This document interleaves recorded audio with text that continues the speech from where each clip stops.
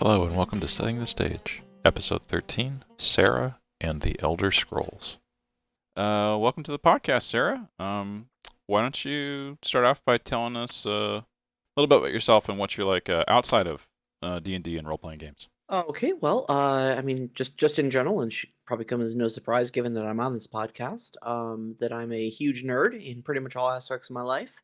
Um, I am 43 years old, and I have been basically playing video games and role-playing games all of my life.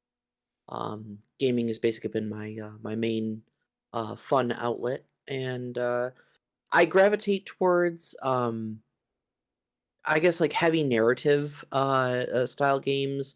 I don't tend to like simulationist or crunchy games like that. Hmm. I like to joke that I'm getting out of a bad breakup with Dungeons and Dragons right now. Yeah. I was playing fifth edition for a while, actually before all the OGL stuff blew up. Uh-huh. And it just really was not scratching that particular itch for me, so I switched over to Savage Worlds, Hmm. and really kind of haven't looked back since. But I've got a long pedigree of other role playing games. Had a stint where I stopped playing D&D altogether, and it was just nothing but White Wolf properties. Hmm. And in my spare time, I really like to paint minis.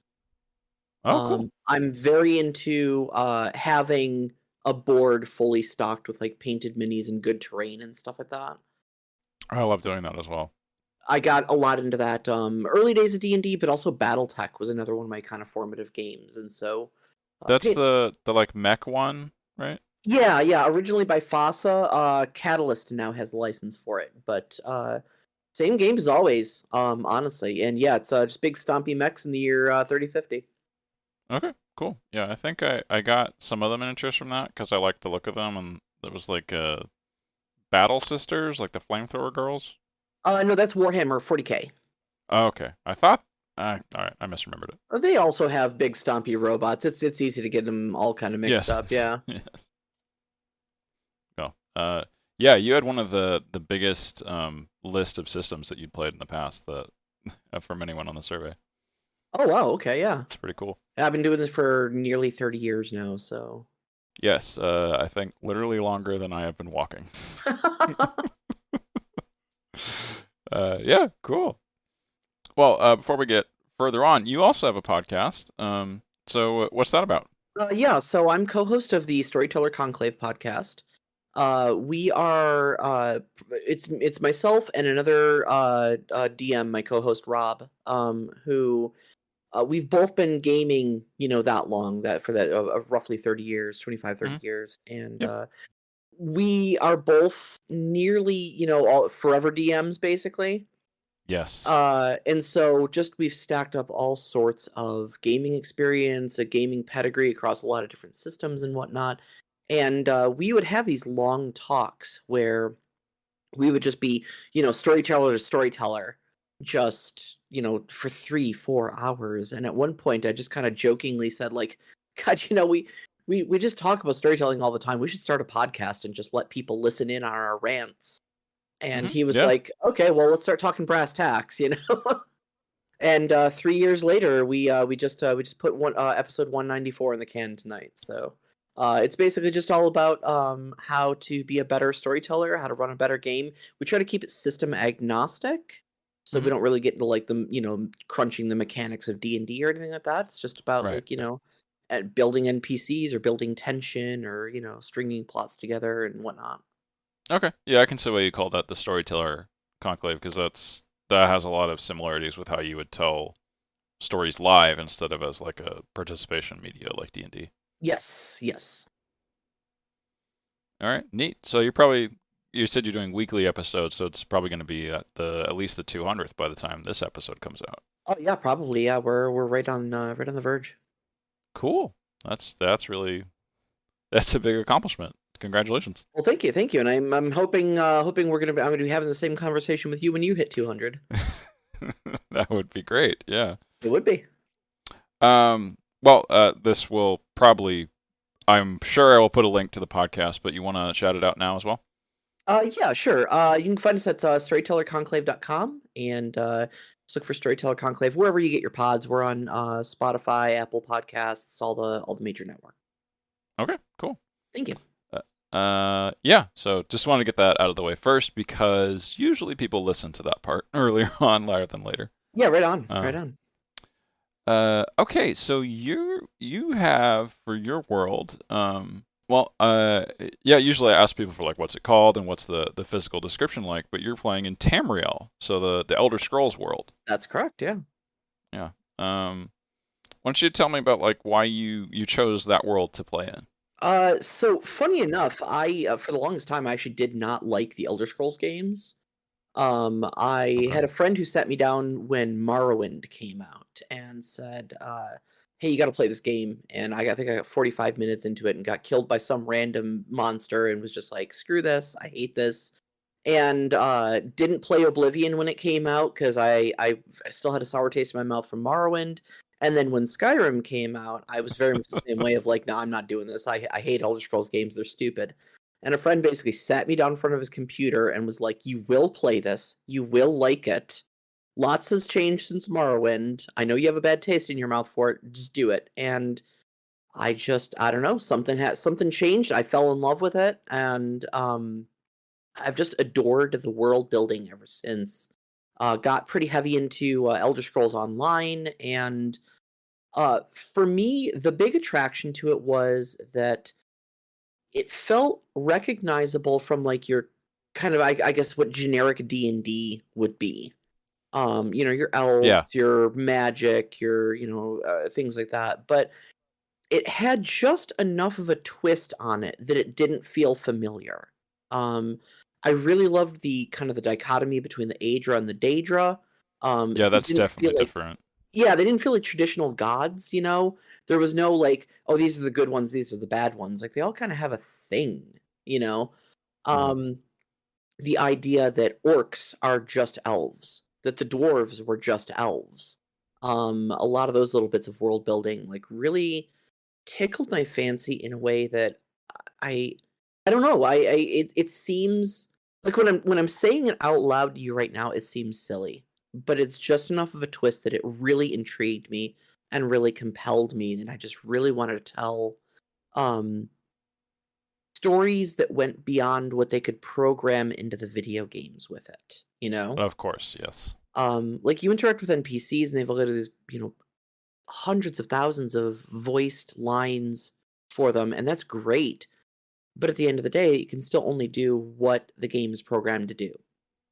Hmm. And it's Like in smart. Oblivion, there's no way to save Martin. Like he dies. Yeah, There's nothing you can exactly. do about it. Exactly. And I kept thinking to myself as I'm playing these games, what would happen if you had a DM instead? If you had a storyteller at the helm instead of Bethesda programming these games. How deeper could you explore the lore? What directions could you take your character? What sort of stories could you tell that weren't just, hey, go out and get me 10 Nirnroot Hmm. and bring them Yeah. back here and I'll give you 50 gold for it, Right. And that's so I set my mind to it and I said I wanted to play in Tamriel and it's been great ever since. Yeah. Cool. I think it's funny that you mentioned the monster killing you in Morrowind and not wanting to play after it. Mm-hmm. There's been so many people that have complained about cliff racers that kill people for early on in the game. Oh yeah, yeah, yeah. I mean, I think mine was something like just like a rat or a squib or something like that. Wow. Okay. But it was because the combat was so bad that it was like 5 minutes of just whiffing of trying to stab it with my dagger. Right. Yeah. You If you know? didn't skill correctly at character creation and then Yep. didn't use magic or something. Yeah. And Yeah. I just remember that. abysmally slow because I didn't have my athletics leveled up, and yeah, just Can't even horrible. run away.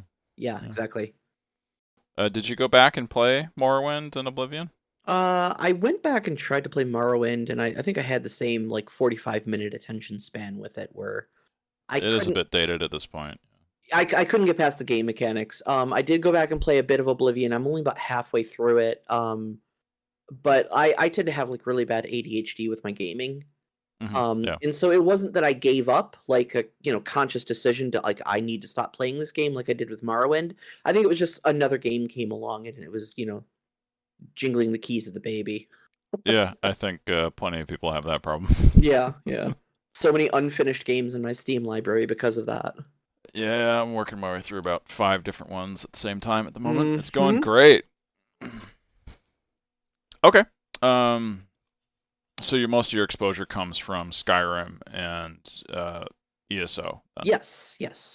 Yeah, for me it was mostly I did a little bit of Morrowind, and then like you said, there was a different game that jingled its keys, and I never went back to Morrowind. Hmm. But I've done Oblivion and Skyrim all the way through, twice I think for both of them, Oh something like wow, that. yeah. And I tried ESO, but just couldn't. I just didn't like the MMO aspect of it. Yeah, I mean, MMOs are definitely an acquired taste. I was Yeah. in the beta for it. Yep. Played it all the way through. For a couple expansions, but then I think like just the necessity of keeping up with an MMO was what really made me fall behind in it, and that I just kind of haven't gotten back into it. Yeah. Yeah. And I was also thinking that I've played the Crusader Kings mod for Elder Scrolls. Oh, I didn't even know there was one. Yeah, there's one for 2 that's quite good and is now finished because 2 is done having updates. And I Hmm. think there's one for 3 that I'm not sure I would describe it as stable. I haven't tried that one, and I'm not sure it's in good condition yet. Oh, But that's okay. The core games aren't stable either. I mean, yeah. So you're just it's there. you're getting the real Bethesda experience out of it that way. Yeah. Okay, I guess that's true. Yeah. So yeah, there's one for Crusader Kings 3 as well, but Mhm. obviously is not nearly as complete as the one for 2. Right. Okay, so we've talked a lot about Elder Scrolls. For those who have not played the game, so I was thinking we should give a brief description of the world for the time point of your campaign, which you said is between Daggerfall and Morrowind. Right. Do you want me to talk about just like what the Elder Scrolls world is like and just kind of in general, or? Yeah, like Tamriel, the Mer, the men, and the animal people. I'm not sure what their name is. Sure. Okay. Tamriel is just it's actually the name of the continent. The whole world is called Nirn, and it's got your kind of typical creation myth sort of thing. Um, you have kind of a force of order and a force of chaos that then kind of starts spawning like lesser but still godlike creatures called the Atata. And at one point, one of the Atata named Lorcan decides that he wants to create a material world. And so he invites a lot of the other Atata to kind of take part in the creation of this world. And a bunch of them did, but I kind of started realizing that Lorcan had tricked them. And what he was doing is he was actually stitching those Atata into the world itself and using their essence to create this physical realm. Um, the ones that were actually made into the world were known as the Aedra, and we'll get to them in a second. There was a bunch, though, that decided that they didn't want to have anything to do with this and wanted to keep their independence, and so they fled. Um, and those are known as the Daedra. And what those are is those are elven words for our ancestors and not our ancestors. The Aedra essentially then kind of became uh, what are and I'm going to put this in giant air quotes, the good gods of Nirn. Um, Right. and they are, there's 9 of them, well, 8 technically. Uh, one of them ascends later on, but that's neither here nor there. There's 8 of them of the core, these core Aedra that are kind of, they stand for family and love and loyalty and, the aspects of the wind and the air and the animals and whatnot. Uh, the Daedra have an interesting place where they're not really, they're more Lovecraftian in nature than they are like evil gods. Some of them are evil. Molag Bal, Mehrunes Dagon, they stand for things like destruction and slavery and awful things like that.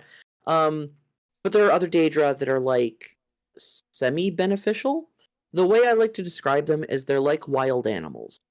Some of them are vicious, some of them are downright cute, some of them might even be useful. But one way or another, you don't really want one in your living room. Hmm. Yeah. Because they are, like I said, kind of Lovecraftian. They're a little alien. They've got their own agendas going on, and they are the ones that screw with Nirn the most. I think the only one I would describe as usually nice is maybe Azura. Azura and Meridia typically get referred to as the good ones, yeah. Though Azura has a nasty, jealous streak, and Meridia is, when you get down to it, kind of a fascist. So even the quote-unquote good ones are, used with caution. Buyer beware. The land itself, though, is varied in, it's got a lot of different, biomes and stuff like that to it. The lands of Morrowind that we discussed earlier are host to Red Mountain, which is a giant volcano. So they're covered in ash and strange fungus and a lot of, like, very alien sort of creatures. Skyrim is a sort of a northern tundra, snowy sort of winter wonderland area. But then you go further south, like Valenwood is like a lot of jungle. Elsewhere, where the Khajiit, the cat people, come from, is a lot of like desert and jungle and such like that. You've got Black Marsh, which is surprising to no one, a giant marsh. Right. And each of the different races, there's like 9 sentient races in Tamriel, and they're all kind of scattered around. They have their own regions. But it's generally men and mer. The mer are your elves, and there's a bunch of different types of those. The high elves, which are your altmer, the bosmer, which are the wood elves, the dunmer, which are the dark elves. And if you're not an Argonian, which is a lizard person, or a Khajiit, which is a cat person, you're either a man or a mer. And that's basically it. I mean, other than that, it's very generic D&D, high fantasy, magic is everywhere, swords and sorcery, political intrigue, typical. Yep. So another thing I was thinking about for the description of the world is that there's the Empire of Tamriel. So the humans have a couple different varieties within them as well, which are basically just like the actual races that exist in our world. And the Italian ones, I suppose, are the Roman Empire, but in this case, it's the Tamriel Empire, ruled by the Septim family. Yes. In the third era, it's largely the Septim dynasty. Yes. Yeah, and it was like a descendant. The original Septim Emperor ancestor was the one that ascended and became the ninth divine. That's correct. That's Tiber Septim. Achieved what we call Chim, which is a sort of a nirvana-like enlightenment, and ascended to being a Daedra, or an Aedra himself. Right. And then his empire survives after that, and it exists up until the end of the Oblivion game. Yep. But your campaign is set before that, so it would still be during the reign of the final emperor, Uriel Septim the Seventh. Yeah, I was forgetting the number there. Thank you. Yep. I wanted to find a nice little sweet spot in the lore where nothing major was shaking up the world, so that I could have essentially a blank slate of history to work with for my own game. And so I poured over the timeline of the games and whatnot. One of the canon endings of Daggerfall, which is the second Elder Scrolls game, is what they call the Miracle of Peace. They call that because the game takes place in High Rock, and High Rock is a collection of warring city-states, essentially. They have a joke in High Rock that if you find a big enough hill, you can just declare yourself a king. And so everybody's got their own little fiefdoms and such like that. And one of the canon endings is you essentially get everybody to kind of agree to a high king that rules all of High Rock. And you finally get them to stop fighting for damn once in a while. Right. So I decided that the Miracle of Peace was what happened in my world. High Rock is at rest. The events of Morrowind Elder Scrolls 3 have not kicked up into high enough gear yet to be on anybody's radar. And there's this nice little quiet spot for about 10 years before world-shaking events start happening again. And it gave me a nice little area to, like I said, just kind of bed down and just say, all right, I can tell my own stories here without having to worry about the world itself imposing itself in a major way. Right. Does that era have Potema in it? There's the Wolf Queen. Like there was some war that happened. I'm forgetting if that was before Uriel Septim the Seventh or after. I don't remember. I'm looking on the wiki now, and it says it's a third era 137, 130 for most of those events. Okay, so that's way before when I'm playing my game. My game is set in third era 415. Okay. All right. Never mind. Yes, that's a good 100 years before. Yeah, it was a book series because there's all those books in the game. So it was one of the ones in Skyrim about some evil queen that was a witch and summoned a bunch of undead. Yeah, there's a whole side quest for her, where you go into some tomb or something like that, and she's there. I think it's maybe even part of the Sheogorath subcrest. Okay. Oh, The I trip in forgot about that. Solitude, yeah. All right.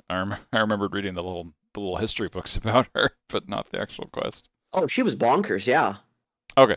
So I was just curious if that character ended up there, but yeah, it seems like that's way too early. Never mind. Hmm. Okay. Yeah. So you get to do your own thing. That's good. Yeah. What do you have going on in your campaign then? Okay, so I started the group off as members of the either Fighters Guild or Mages Guild, depending on what I originally started in fifth edition D&D, so it was basically based on whatever character class they chose. They'd either be a mage or a fighter. Yep. And based out of Anvil, which is on the west coast of Cyrodiil. And originally, I just kind of had them doing like low-level, little milk run sort of quests. But I wanted to set the seeds for a lot of like larger plots early on. And so the main plot that I had going on early on in the game was a guy I called the Poppy King. And what had happened was he was a bandit up in the Colovian Highlands, just north of Kvatch. And he was raiding supplies and whatnot to kind of provide for himself and for his people, and eventually knocked over a supply caravan that was transporting a Daedric artifact called the Crown of Poppies, and it was something that I came up with. This not from the Okay. game, but it's basically it looks like a flower crown, but it's made of brass, and it's meant to look like it is made of poppy flowers. It's a Daedric artifact of Sheogorath, the Daedric Prince of Madness. Right. Now, on one hand, it gave him amazing powers of persuasion up to and including mind control. However, the moment he placed it on his head, it inextricably drove him insane. It always takes whatever damage you've already got and makes it worse. This particular person, Caius Galerius, wanted basically to be like a bandit king. And so that's what it turned him into. It exasperated megalomania in him. Okay. And so he started like annexing other bandit groups and using the mind control that the crown gave him to create a bandit kingdom. And I did a lot of research on like how cults work and how like gangs operate and how they press gang people into service and whatnot, and used a lot of those techniques to basically like cut off the other little villages that are up in the highlands and lie to them and basically tell them that the empire has forgotten about them. But that's just because they were cutting off the supply lines. But Right. all the people knows that they're starving and they haven't seen an imperial patrol in months. So, and basically he wanted to kind of start carving out old Colovia for himself, and become a true king, and rule it separate of the empire. So And Colovia, recognize the name. Was that like a country that existed before the empire was conquered everything? yes, it's basically the western half of Cyrodiil is Colovia. Okay. Thank you. And so yeah, he kind of want to resurrect the Colovian Empire, and be its king again. Just this little bandit with his crown. But he started doing some really horrendous stuff, and he had also conscripted a bunch of very unscrupulous other bandit gangs under his banner, and they started doing other horrendous stuff, like whole villages were razed to the ground, and just the body count started adding up. Um, and so it got to the point where he infiltrated nearby Kvatch, which is one of the major cities. It's the one that gets destroyed in Oblivion. Spoiler alert, by the way, for a very old game. Mm-hmm. And of course, it's still around and thriving at this time. But he, one of the bandit gangs that he annexed was basically a kind of a Black Ops squad. They do a lot of like very hit and run, very spycraft sort of stuff, and used them to start getting leverage over politicians in Kvatch to keep them from mounting any sort of a resistance. He was bribing people. He was threatening family members and whatnot, so that they wouldn't stand against him. So our Fighters and Mages Guild ended up going in and having to kind of figure out what was going on up there for their own. And by the time they got there, things had gotten severely out of hand. We start finding out that the crown has a bad side effect. When you use the mind control on someone who isn't strong enough to withstand it, it starts turning them into what in D&D we call a gibbering mouther. Just devolving them into an insanity spirit, essentially. I was wondering where more of the Sheogorath stuff was going to come in, because it sounds like, someone conquering the world doesn't really sound like a Sheogorath kind of madness. No. It's mostly spreading insanity on top of there. And then he had gone so mad and started running out of troops because, he's just trying to conscript what are essentially farmers, into these gangs. He starts running out of troops, and so he starts summoning golden saints and dark seducers out of Sheogorath's realm of the Shivering Isles. Yep, and those are like the strongest enemy in Oblivion, I think. There's some of them, yeah, they're pretty fierce. So some of the Daedra start showing up, and like I said, things got pretty out of hand before they put that one to bed. Let's see here. Other things I've got going on. One of my characters is a Dragonborn. Originally, he rolled up a sorcerer with a draconic lineage, and so I thought, well, this is just the perfect. Oh, Dragonborn from Skyrim. Yeah, I was thinking like Dragonborn. So is he Argonian? Like, no, he's Dragonborn as in heritage. Okay, right. The shouting thing from Skyrim. Okay. Yeah. So I thought this is a perfect opportunity to bring some of that lore in. And so of course I had to put a dragon in. So one of the places out in the Highland, he was actually from the Highlands. It was one of his villages that got burned down. And in that attack, he kind of limped off. He was wounded, and he kind of limped off to this nearby cave where he found some strange writings on the wall. And it was in a language he understood. It was his draconic language that kind of awakened these powers in him. And so when they went back to fight the Poppy King, he kind of went back to that cave and found out there was a whole dragon tomb in there with a dragon that was hiding away, that hadn't been killed in the Dragon Wars. Mm-hmm. And so that's a lingering plot thread. Not only did they meet the dragon, but they killed his dragon priest. The dragon told him, why don't you take the mask with you? You might need it in the future. And the whole group kind of low-key knows that this dragon intends for him to be his new dragon priest, and they're not really sure what to think about that. Meanwhile, our Nord warrior in the group wants nothing more than to kill the dragon. It's become his all-consuming personal plotline. Because he knows the lore of the Dragon War, and he's sworn that will never happen again. Okay, and I guess the Blades might get involved in that too if they find out. Yes, they might, and that's a plot line I am just getting around to introducing. All right. But I'm trying to play the dragon as a real slow boil. That's going to be a late game late game battle for them to solve. And then currently, what I've got going on is that the Mages Guild has built a portal to Apocrypha in their basement. That's the Hermaeus Mora realm? Correct. The Infinite Library of Apocrypha, where Hermaeus Mora, the Daedric Prince of Knowledge and Fate, And he's definitely resides. more one of the Cthulian ones with his physical presentation. Yeah, he's nothing but eyes and tentacles. But a lot of mages will try to delve into there because basically all knowledge ever known is stored somewhere in Apocrypha. So you can imagine mages would love to raid that place for as many little nuggets as they can possibly bring out of there. But it's kind of a fool's errand because it's like searching for, very specific needles in a very, very, very large haystack. So they've kind of come together, and there's a long, slow burn plot line I've had going on where they've been trying to like map out specific places in Apocrypha that they can go to. They recently built a thing they call the Index, which is essentially a compass that shows you where the knowledge you're looking for is located in Apocrypha.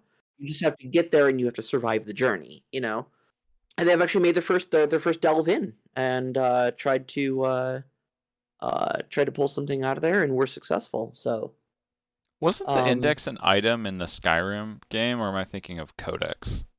You maybe the Codex, but index is just something I kind of came up with. Okay, that's cool. Yeah. So it sounds like you're including a lot of like the gods and artifacts in your game, just like they are in the video games. Are you including the Elder Scrolls in your games too? That's going to be a late game concern for me. I'm planning my game to be in 3 acts. The first act was the Poppy King. Kind of got them out into Tamriel to kind of explore a little bit, fight a threat that was outside of their own home turf. Act 2, which is where we're at now, kind of brings the story back to Anvil, and that's the whole Oblivion Gate to Apocrypha story. There's a lot of other little stuff going on, but I kind of wanted to bring it home so that they could feel safe, I suppose, in their own domain. And the whole idea of Act 2 is bringing the danger to their home. And then Act 3, I don't know if I want to get into it too much because there's there people who are in my game might listen to this. Yeah. Is going to send them back out into the world with a greater threat, and the Elder Scrolls may or may not be one of the things that greater threat is trying to acquire. Right. So they will definitely. I mean, you can't run an Elder Scrolls game and not have an Elder Scroll appear. At least once. I was curious about that because I know it shows up in Oblivion and Skyrim. Was there one in Morrowind?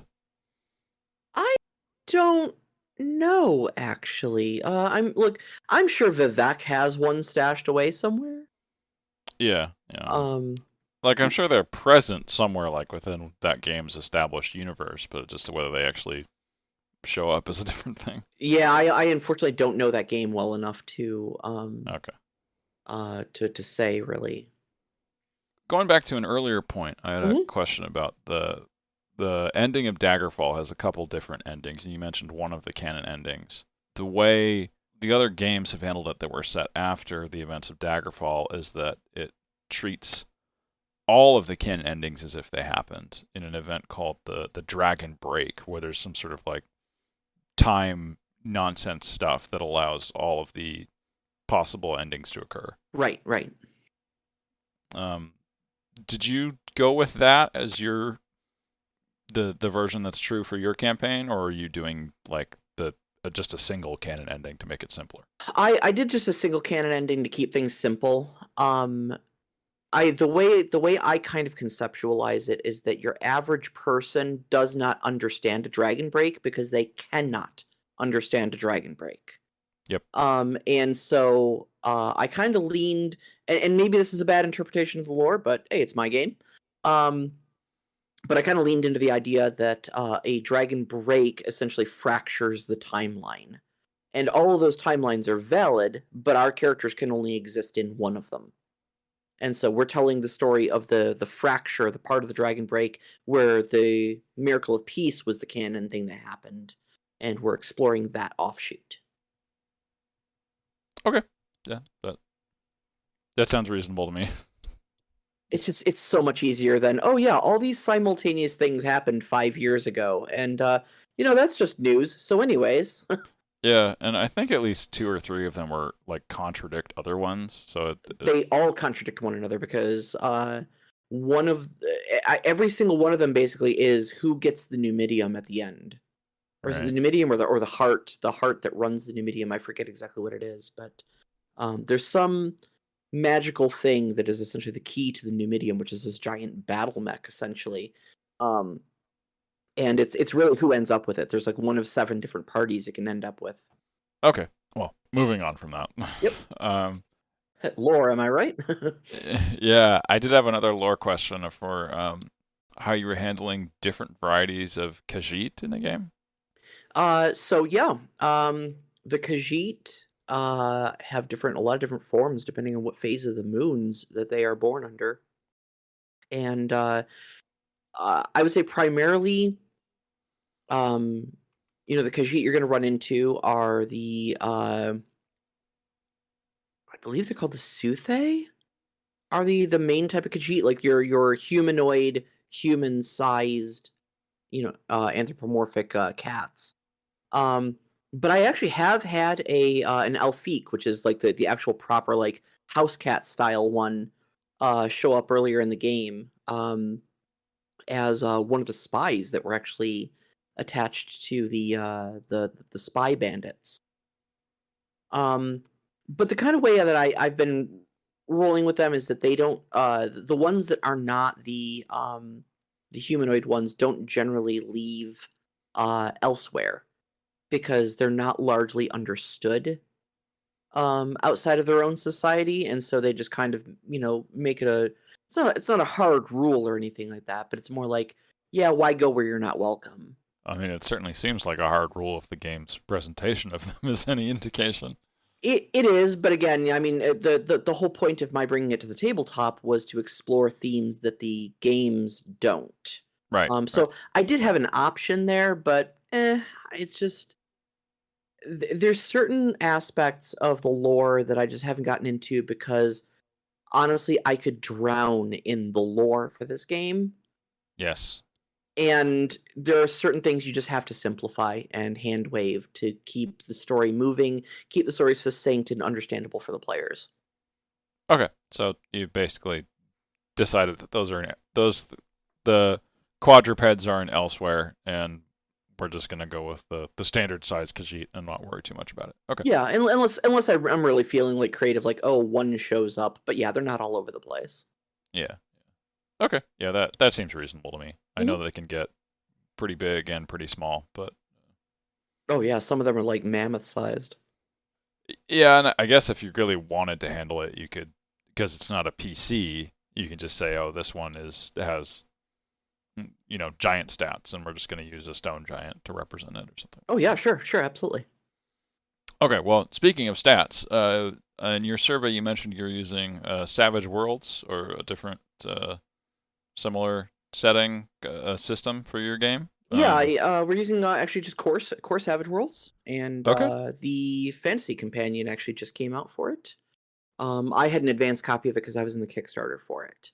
Nice. Yeah, there's also there's Savage Pathfinder, which came out a while ago. I think it was last year. Mhm.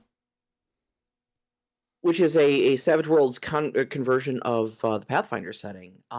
But I kind of didn't want to use that because it felt like D&D with the serial numbers filed off, and I was trying to get away from D&D at the time. Right. So, Yeah. Okay. yeah, just core Savage Worlds with Fantasy Companion. Okay.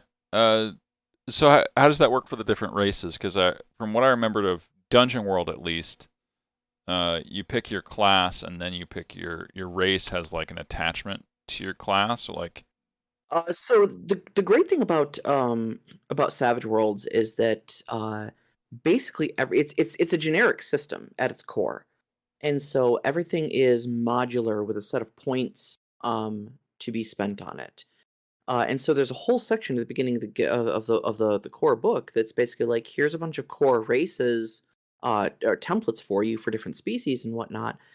But also here's the chart for building your own, and here's how you balance them. So I just kind of went through what I knew of the 9 sentient races of Tamriel and built my own.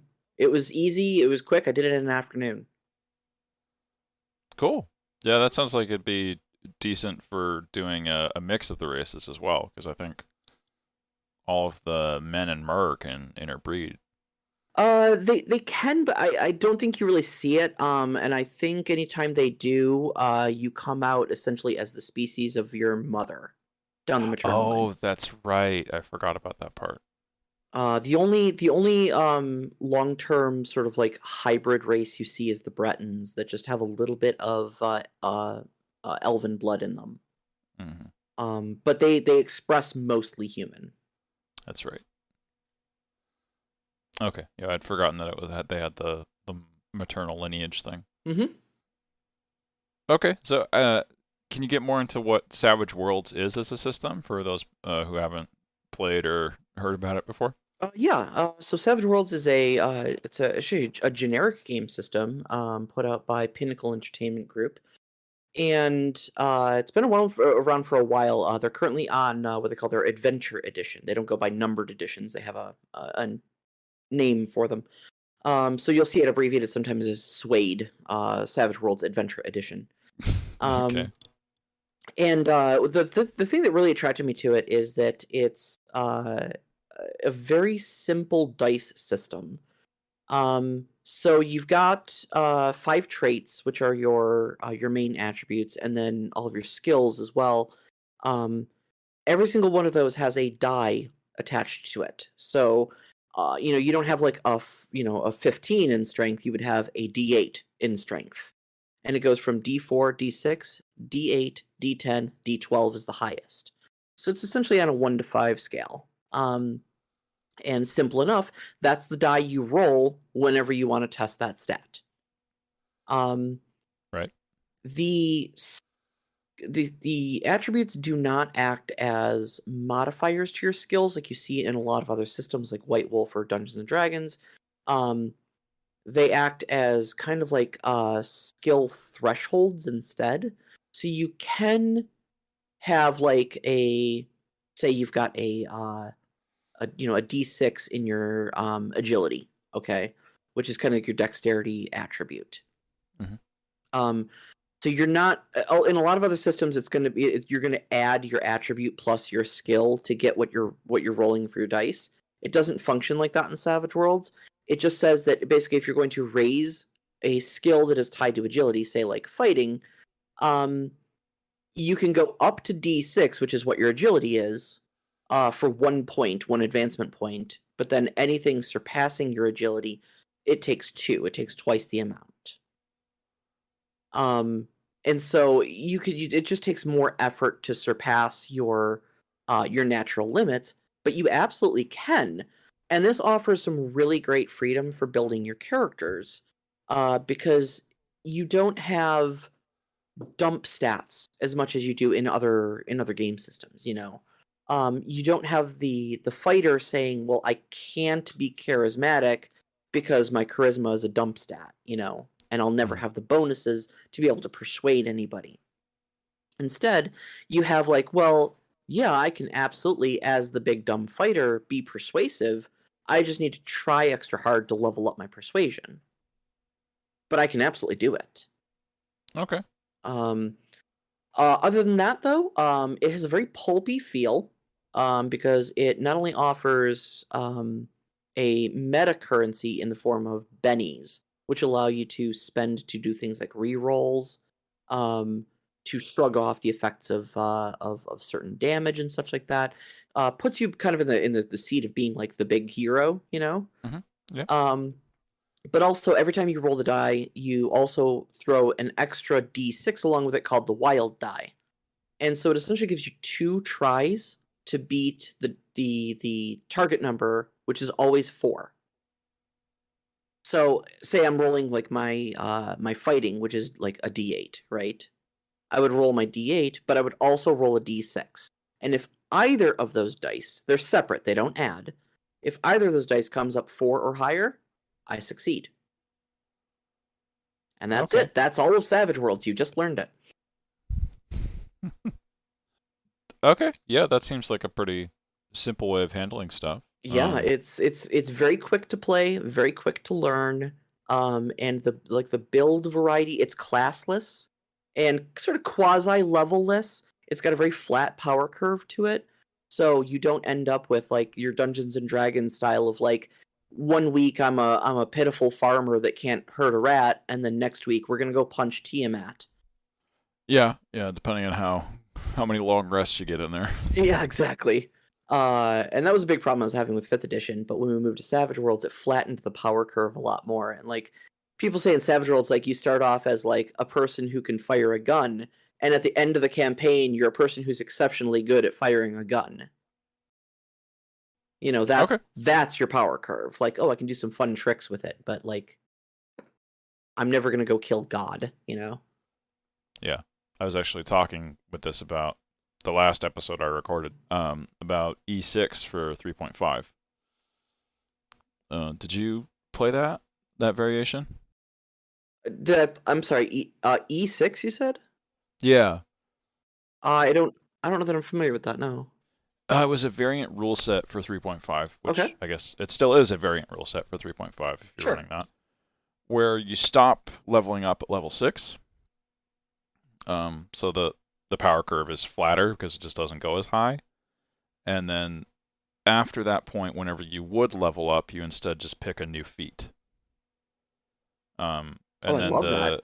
the I love variant that. also introduces a bunch of extra feats that are, kind of like the epic feats from the epic level handbook, but not quite, because it's more like you take a feat and now you can cast like one 4th level spell that's out of your reach normally. Oh yeah, But sure. It takes you like a week to rest enough to cast it again because of how much draining it is on your body. No, I love So, that. I absolutely yeah. love that. Yeah. Yeah, it was a good way to keep that low level power, but not have to like relearn a whole new system or get away from that crunchy feel of 3rd edition. Yeah, absolutely. And Savage Worlds kind of does that too, where I say it's quasi levelless because you get what's called advances. And your advance basically just allows you to like, add some skill points, bump a couple skills up a die rating, like one attribute, or you pick an edge, which are kind of analogous to feats. Mm-hmm. But like every 4 advances there's ranks, and so you start off as novice, then you go seasoned, then veteran, then heroic, then legendary. And certain edges and such like that will have rank requirements to them, so you may not be able to purchase certain powers or certain edges until you're heroic or until you're veteran or whatnot. So it kind Gotcha. of scales the power curve, so you can't just come in with the best stuff. Gotcha. Mm-hmm. Is magic just another skill in that? Like you have a point in fire magic or something like that? It's technically an edge. It's called arcane background. Mm-hmm. And in the core book, there's just arcane background magic. There was a couple different arcane backgrounds, but the one most applicable, there's like psionics and mad science and such like that you can do out of the main book. But yeah. The Fantasy Companion offered a handful other arcane backgrounds, but basically since it is a generic game, it needs to be able to service a wide variety of stories. And so you do your arcane background, which gives you access to powers. And then powers kind of become your sort of proto spells. But they're all very generic, so like you don't have fireball, you have burst. And then you have to just kind of describe what they call trappings, which you would say this has the trapping of fire. So it's the generic burst spell, which does an AoE template of damage. But then yours, you've specified, does fire. So whatever story effects fire has, this will have because it is fire. Okay, I see. And then, depending on what arcane background you've got, there's different edges that will say, like, okay, you get more spells, or you get more power points, or Your power points recover quicker, whatnot. It's a spell point system basically. Hmm. Other than that, so when you cast, you can modify them in certain ways. It gives you a little flexibility. So, make the area effect bigger, make the duration longer, cast it quicker, sort of things like that. May cost more power points, and you can cast until you're expended. Okay. That sounds very much like Elder Scrolls with a point system for that. That's good. See, that's actually one of the things I really like about Savage Worlds is that the combat is very open format, sort of. I don't know how to describe it, but like even non-combat characters can do stuff in combat. Because you've got there's a move you can do called a test, where basically it's like I'm gonna make a yo mama joke and make the guy distracted by making him Hmm. angry at me or something like that. And that doesn't do any damage or anything like that. It's not like cutting words, in D&D 5th edition, but Hmm. uh it gives him a status effect called distracted, which makes him -2 to any of his rolls. And when your target number is always 4, that's a pretty big hit. Yeah. Um or you can even do stuff like, well, I probably can't pierce his armor with my bow and arrow. But what I can do is whiz an arrow and bang it off his helmet. So I'm going to test him with my shooting skill, and that will make him distracted, which makes him or makes everybody else +2 to hit him. You know, I see. and so a lot of it is like if you've got a really hard target, say like a giant dragon or a heavily armored foe or something like that, you can start stacking debuffs on them by distracting them, making them vulnerable, um, ganging up on them and whatnot. And so even if you're not the one dealing the damage, you can make it so that your damage dealer can deal the damage. And therefore you're contributing at all times. Yeah. It's kind of like the Aid Another thing in 5th edition. Yeah, but it's so much more expansive.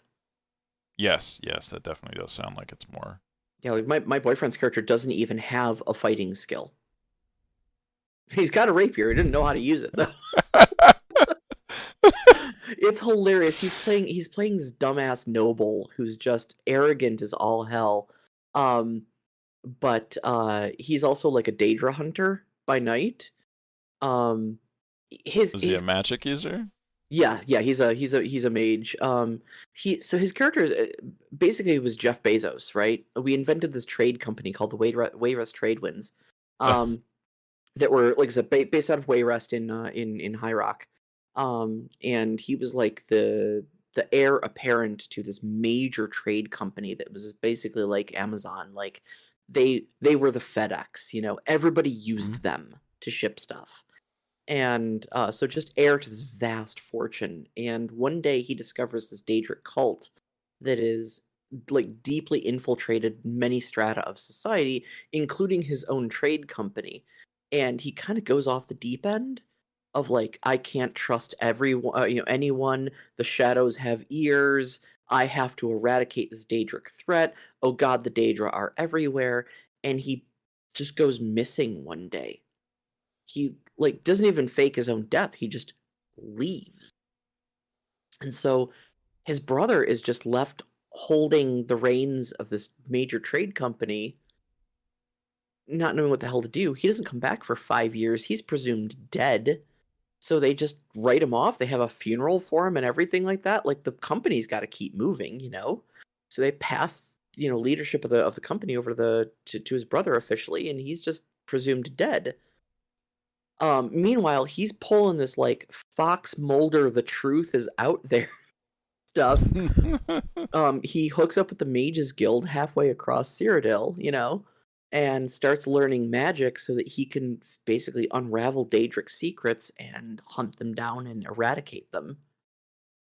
Um, and so he still flexes his noble chops and stuff that he can still rub elbows um, with the higher ups, with the best of them. He's definitely the talker. He was originally a bard Right. in the group, but now in Savage Worlds, I mean, he's still got basically the same skill set, but like all of his spells are just control spells. He doesn't even have a damaging spell.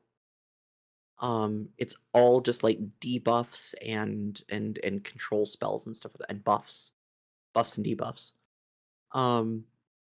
Cool. Yeah, Yeah, I'm glad that the system can support that kind of play style. it's great. It's great. I'm never looking back, man. Have you tried Blades? Because Blades also has like an aid and other thing that's similar to that, where you just say that you're helping someone and they get an extra die to roll. So it's funny. We on my podcast we do a monthly system spotlight. So second Wednesday of every month is a system spotlight, and so we pick a new Mhm. game system we've never looked at before, and we just go over it like with a fine tooth comb. Um, and Blades in the Dark is actually one of the ones we're going to be doing very. I think even next month is the one we're going to be looking at. So I haven't actually looked at it yet. Um, However, every time I look in, like, every other thread in r/RPG on Reddit is like, "Have you played Blades in the Dark?" So Yeah, yeah. to say it comes highly recommended is probably the understatement of the year. Yeah, I mean you've got Apocalypse World, Savage Worlds, Blades in the Dark, Pathfinder, and Yeah, that's all the big ones that are still like quasi fantasy. yeah. So I feel like White Wolf is definitely a big player, but it's kind of baked into the setting for how it works, and you can't really use it for anything else. I feel like White Wolf has really like faded into obscurity. Like it was super huge in like the 90s and early 2000s, and then just I don't know what happened to it. Like they did the revised edition, I think, and then they've got this like Chronicles of Darkness now. So I mean, I guess it's still around, but I don't know many people who play it or are even Yeah, enthusiastic about it. I don't know anybody who's started playing it that wasn't already playing it back then. That's a good point. Yeah, it might be all nostalgia babies. Yeah. Yeah. Um, and I guess there's also GURPS, but that's sort of Eh, yeah. I mean, like, there's a number of generic systems out there. There's GURPS, there's Hero, there's Savage Worlds. Um, I've played just a little bit of GURPS, but I feel like everything GURPS does, Savage Worlds can do and can do easier. Yes, that was my feeling from playing the system was that it's just there's so much work that goes into building a character, and then I realized, oh my God, this is just building a character. What is it like to DM this freaking system? Yeah. Like, my boyfriend's a huge GURPS nerd. And so every time generic system comes, oh, you can do that in GURPS. Yes, I know I can do it in GURPS. But God, at what cost, you know? I could do it in GURPS. I don't think I would have fun DMing in Yeah, I'm GURPS. sure I'm sure I could walk to Washington State from Michigan too, but I ain't gonna. It's gonna be easier. It's gonna be easier with a car and even easier with a plane. Yeah. I need you to understand that Savage Worlds is the plane in this in this metaphor. Yes, definitely. It'll get me there, but it'll take me weeks. In your survey, you also mentioned the Count of Skingrad, and I remember that little quest line from Oblivion. Did you want to talk more about that? Yeah, so I kind of wanted to do little personal quests. For I like to have personal quests for my PCs, and one of my Yeah, me too. PCs, when we started in fifth edition, was a life cleric of the Aedra Stendar, who's the Aedra of Mercy, and but his background was an old grizzled soldier, and he kind of leaned into his soldier background quite a bit, and he tended to get very rough with people, and was kind of a frontline fighter. And for someone who's essentially a priest of mercy, that left me with some questions about his character. So I decided to give him everybody's most hated Daedric artifact, and that was Meridia's Beacon. A new hand touches the beacon. Just dropped it casually into some loot. Of course, I had the ability as a storyteller to say, "Oh yeah, you find this thing." So of course he stumbled upon it, and Meridia basically told him, "Come to my shrine out by the town of Skingrad, and I'll give you further instructions." So he does eventually. He sat on it for a while, um, and at this point he had gone as far as like torturing a couple bandits for information. And I'm not a big believer in, like, revoking people's cleric powers because they went against their god. I think that takes away the fun part of their character. I'm just much more interested in putting them into moral dilemmas. So I decided to turn this entire quest into one giant moral dilemma for him. So Meridia asks him to come to his shrine. He's very cautious because he understands the Daedra are dangerous. But he's intrigued enough that Meridia chose him, and what he knows of Meridia is that she really hates the undead. And of course, as a priest of Stendarr, he also really hates the undead, so he starts thinking, okay, well, we'll see where this goes. She tells him that a great darkness is in the town of Skingrad, and she wants him to handle it. Go into town, seek out her followers there, and they will help him. So, long story short, he meets up with this cult of Meridia. They understand that he is the chosen one, because basically he brings the beacon with him. Right. And they hand him Dawnbreaker in exchange.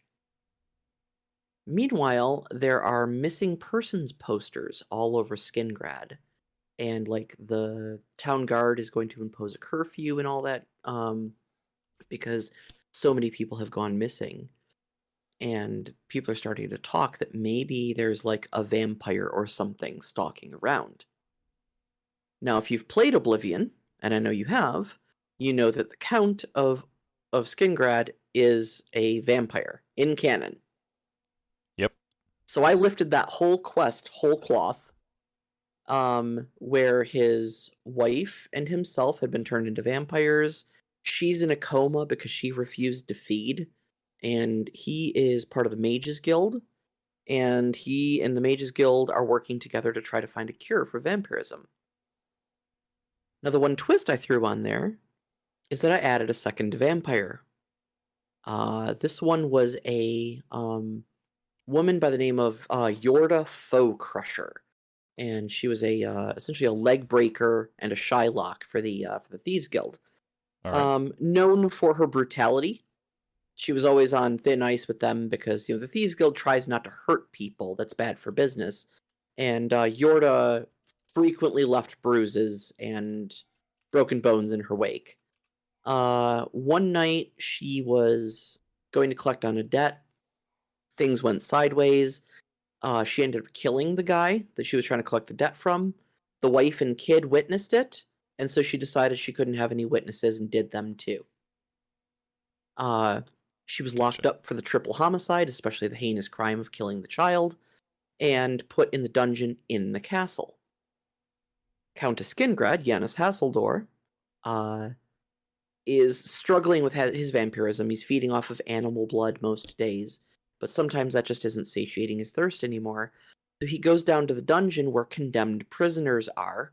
They're going to die anyways, and they're there because they're awful people, so he picks one of them off, right?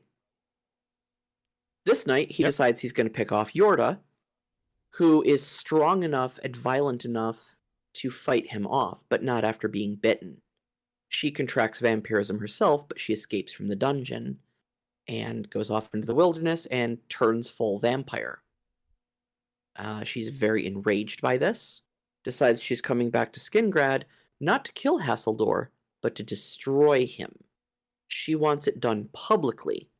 She wants to be the most flagrant vampire possible in Skingrad, so that every vampire hunter for miles around comes to Skingrad to solve that problem, and she's going to leave a trail of blood leading right up to the castle gates.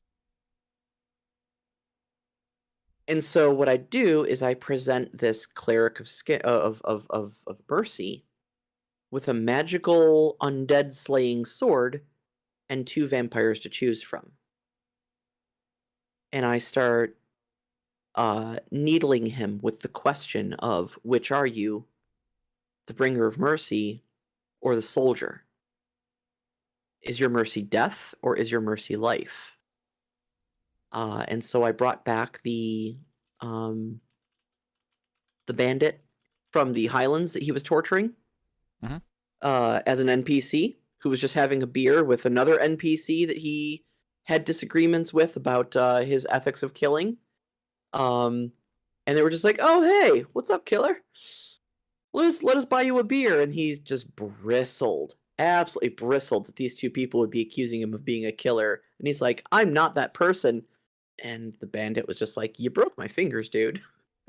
You know, I don't know what sort of mercy you think you're delving out, but it ain't this.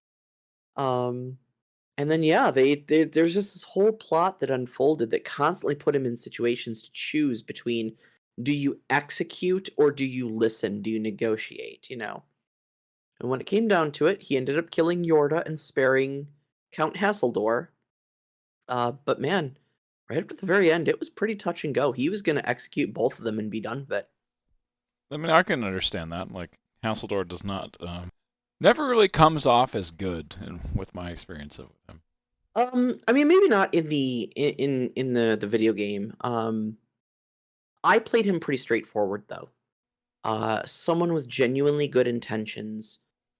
His main intention was to find a cure for vampirism and do it, you know, as and then distribute that cure to all of Tamriel.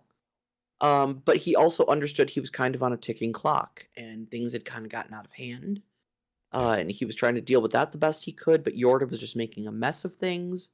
And then, of course, you know, the PCs show up with Dawnbreaker in hand, and things get really out of hand then, you know. But yeah, even the leader of the Thieves Guild, who kind of got dragged into the plot, was telling the PCs, like, yeah, I mean, Hassildor is my enemy because he essentially represents the state and the law, but, like, he's a good guy. He rules Skingrad very nicely. Like, you know, I don't have any problems with how he governs. Generally has the best interest of his subjects in mind and such like that. So I really tried to play up that, like, Hassildor is a good guy. Are you really going to stick a sword in him just because he's a vampire? Is that a sin worthy of death? And like I said, right up to the very end, he almost killed him. You said the head of the Thieves Guild? Is that the Gray Fox? No, I've name dropped him, but nobody knows who he is. I mean, and that's canon. Nobody actually does know who he is. I suppose. In the video games, he's actually the Count of Anvil. A guy by the name of Umbra Nox. But I decided, first off, I didn't want that to be true because the game is set in Anvil, and I didn't want my count to be such a major plot line, I suppose. Well, I don't think the Count actually has the cowl at the point that you have it set. Okay, well, yeah, I mean, maybe he was, but one way or another, the guy's name is Umbra Nox, and I decided that I was not naming my Count of Anvil Count Shadow Dark. Oh, okay. Or Shadow Knight, yeah. I mean, like, that was a cheesy name, and I did not want it, so... Yeah, Raven Shadow Knight. Yes, Raven Shadow... Corvus Umbranox, yes, Raven Shadow Knight. Come on. That's right out of Hot Topic, buddy. Yeah, it's a very edgy name. Mm-hmm. So, yeah, I ended up changing that. The Gray Fox does exist. I have name-dropped him. There was wanted posters for him all around, but he hasn't shown up as an actual plot element. Okay, yeah. No, the leader was just kind of a generic. He's just an Imperial guy named Domitus. Pretty chill customer. I gave him a face named Charlotte. And I gave him a bruiser named Aventus. And that was basically all I needed for the Thieves Guild. Those were enough faces to make them feel like they were populated.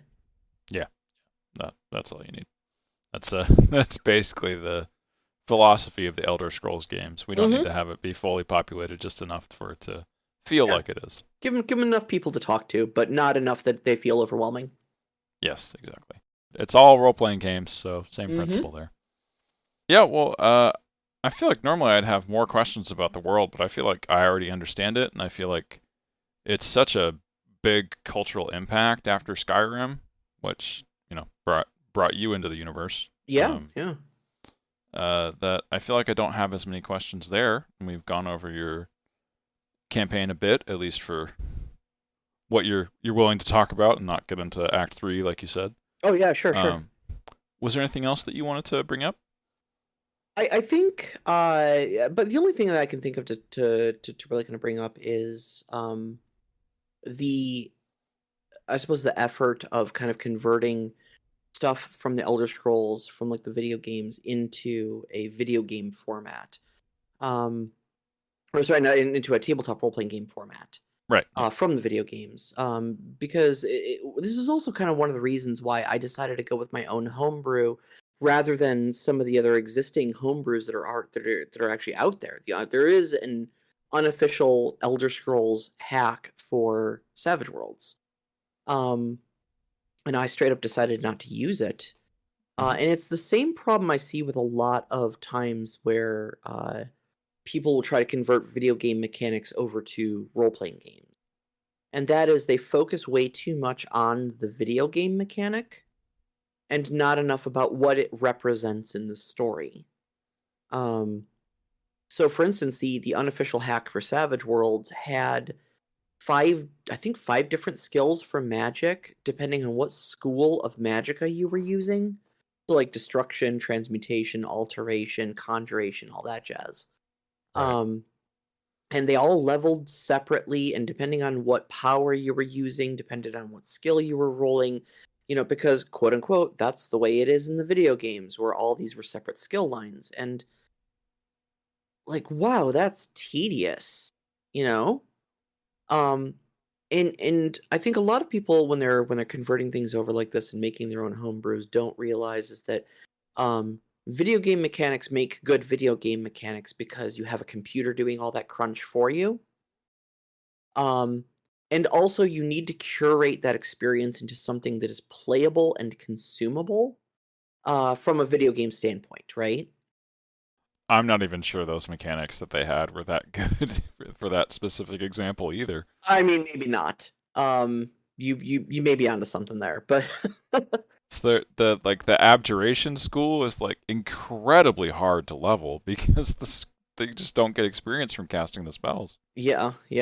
I think usually you end up cheesing it, stand here and cast this one specific spell on this one specific NPC for 15, 20, 30 minutes and you'll hit 100, Yeah, that's what I did to level up abjuration is I cast the mage armor on myself while I was walking between different quest locations because that was the only way to get it leveled up. Yeah, it's just stupid and grindy, So there's no purpose to do it, right? That's not a good mechanic. You shouldn't port that over. Exactly. And other things are just there to scratch various itches of video gamers. Like, do you have a crafting system? They poured it over. Well, here's how you craft stuff. Here's how you blacksmith stuff. And I'm like, I'm not interested in any of that. Like, you don't need that. The role-playing game itself is engaging because you've got players at your table who want to tell a story. They're not interested in, okay, roll the dice to see if I can craft 100 iron daggers, Right. That's not what they're there for. That's not what they're spending their time for. And so other video game mechanics like the, 5 different schools of magicka, you don't need any of that. Like the spells. Yeah, you gotta port the acrobatics and the athletic skills so people know how fast they can run and how high they can jump. Exactly.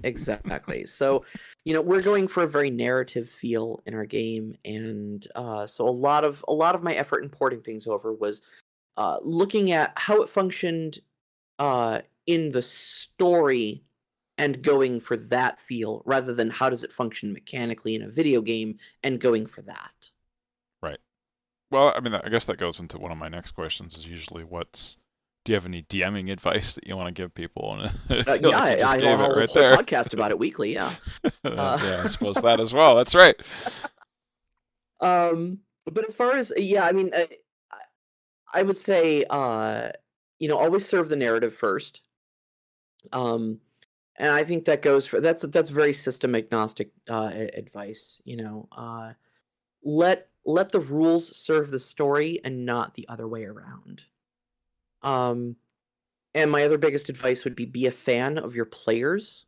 You see this printed in, I think, most Powered by the Apocalypse games. It's one of their core pillars is be a fan of your players. If a player investigates a lead or talks to an NPC or goes in a direction you don't expect, that's that player telling you that that's something they're interested in being a bigger part of the story. And don't throw that away. If they make you make up an NPC on the fly, jot that down and make it part of the story for them. Make their actions feel important, feel impactful, and center them as the heroes of the tale. And basically everything else you do is window dressing. They will have a great time one way or another. Yeah, that's good advice. I like that. Thank you. I was thinking of introducing a new question at the end of the podcast of if there was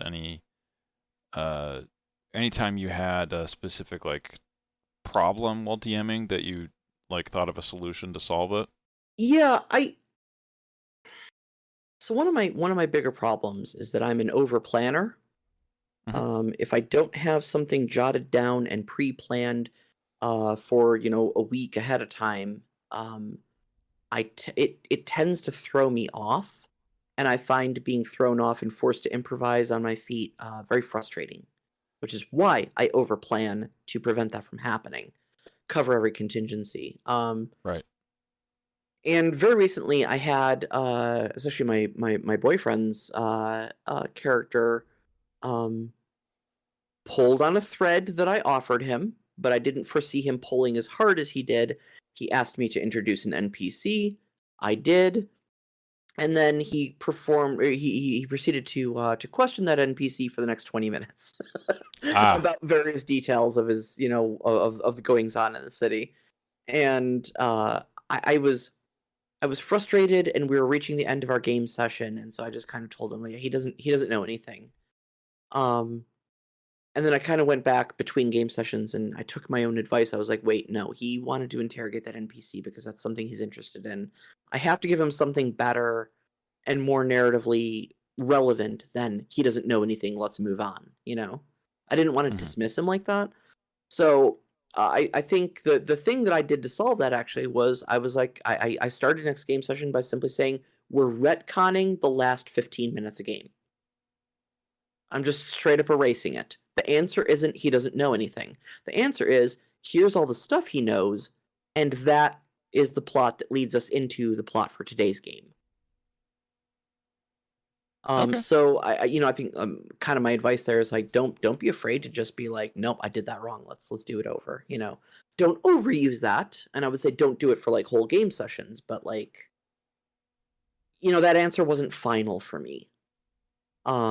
And so, you just solve it by just recognizing it, taking steps to fix it, and making it better the next time around. Yeah. That's definitely some good advice. I've definitely done that in the past as well, and it's always felt like the right decision when you have to go back and change something, and it makes everyone a lot happier when you do.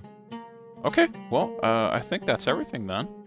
Thank you for coming on the podcast, Sara, and yeah, everyone else should check out Storyteller Conclave. Yeah, thank you so much for having me, and it was a lot of fun talking.